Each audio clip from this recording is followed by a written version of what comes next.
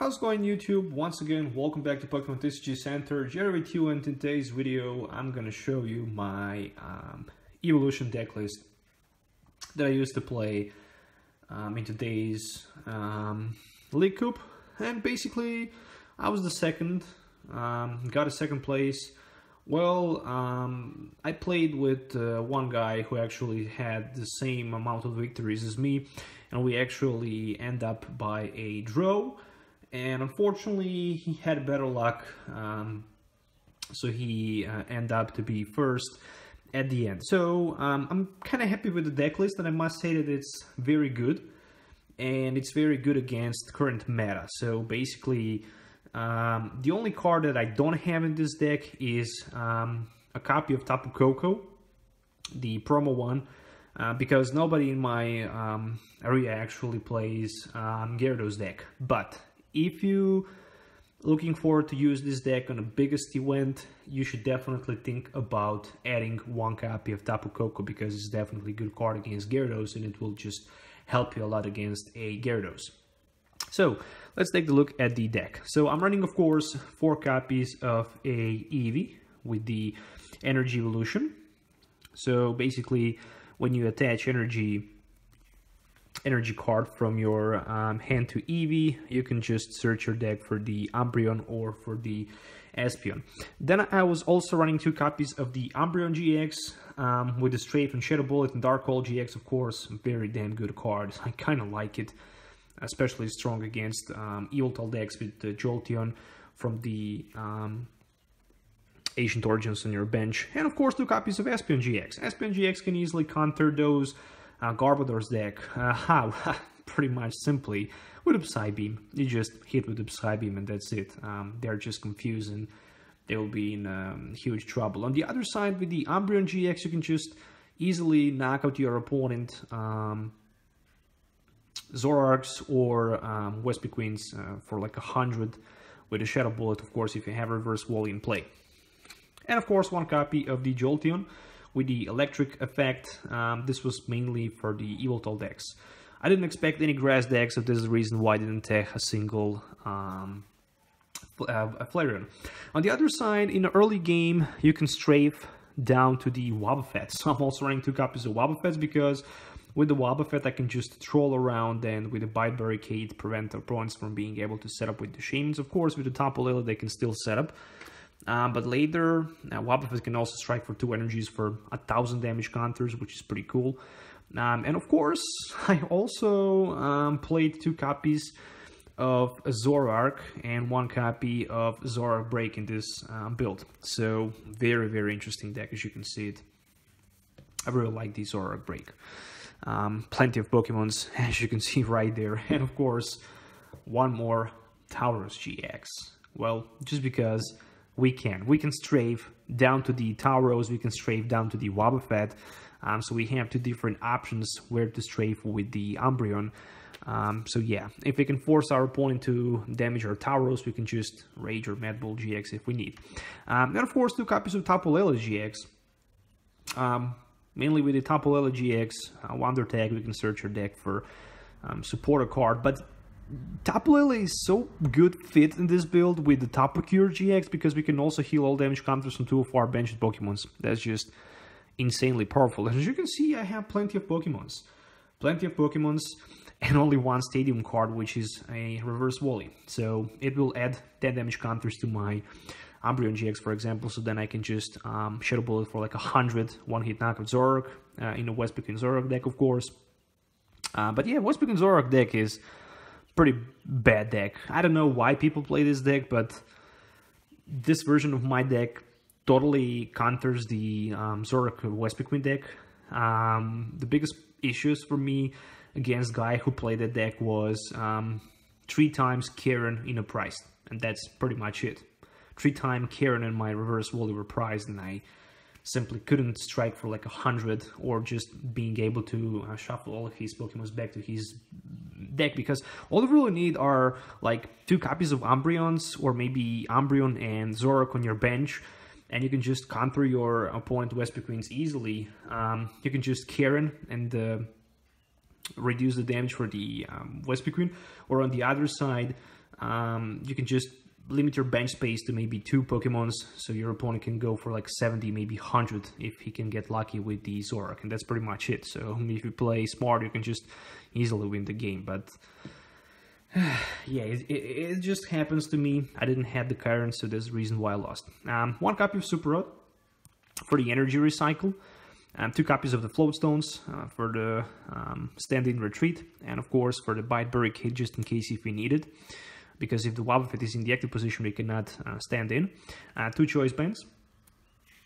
Pretty much with Choice Band, you all know what we can do with the Choice Band. Add 30 damage to the Umbreon or maybe even to the Espeon. 2 copies of Field Blower, because it's very important to discard tools so we can much easier knock out our opponent Pokemons in play without fighting Fear Belts, or maybe even to reduce them from being able to switch retreat with the Float Stone.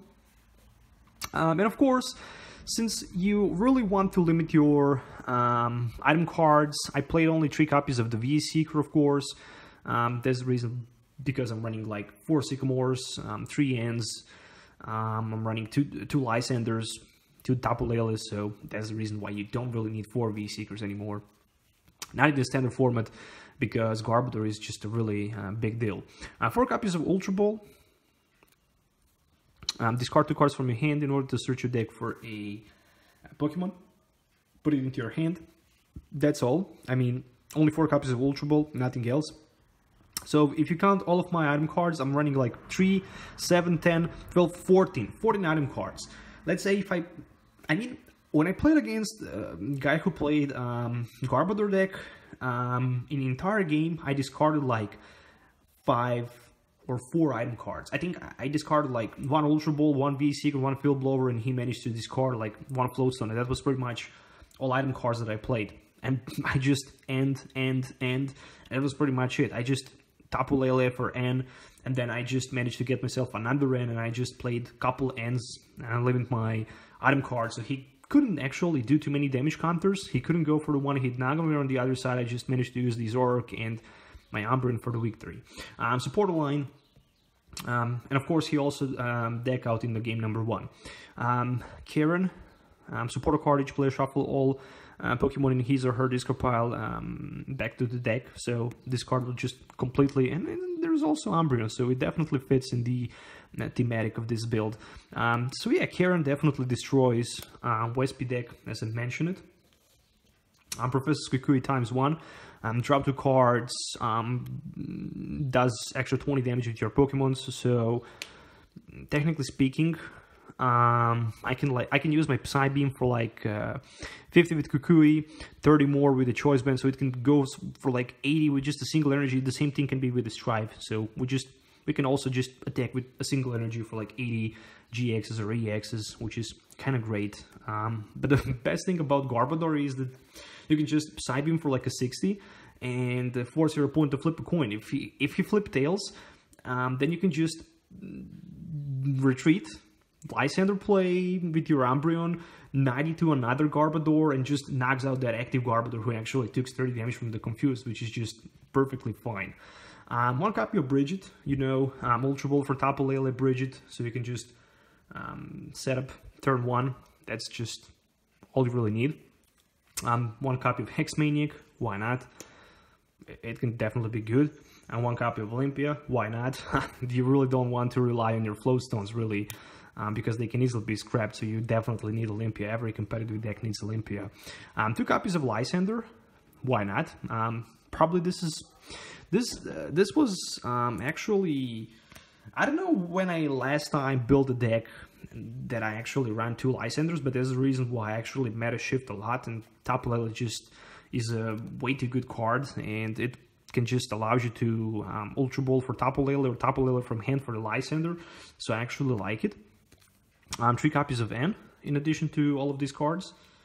Of course, 4 copies of Professor Sycamore. I think I don't need to talk too much about N and Sycamore. That's just, I mean, if you don't know what N or Sycamore does, you definitely need to check it, especially if you're new to the game. Sycamore is the main card, is every deck at least 3 of them, same as the N. Sycamore discard, hand draw 7 cards, and will just force both players to shuffle their hands into deck and then draw cards. Then draw 1 card for each remaining prize card left. So if your opponent has 1 prize card left, you just force him to shuffle his hand back into his deck and then just draw 1 card.